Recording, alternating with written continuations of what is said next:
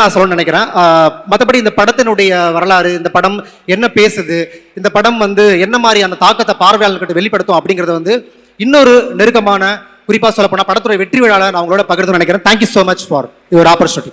Thank you so much. தொடர்ந்து வந்து நம்மளோட டெக்னீஷியன்ஸோட பேச்சை கேட்கறதுக்கு முன்னாடி the moment has arrived. இப்போ நம்ம வந்து கை தட்டி விசில் அடிச்சு ஆரவாரத்தோடு நம்மளோட ஹீரோவை கூப்பிட வேண்டிய அந்த மொமெண்ட் வந்தாச்சு. தமிழ் சினிமாவின் பொக்கிஷம், நடிப்பு வெறியன், தங்களானின் தங்களான் ஷியான் விக்ரம் அவர்களை உங்கள் பலத்த கரகோஷங்களுடன் மேடைக்கு வரவேற்கிறோம்.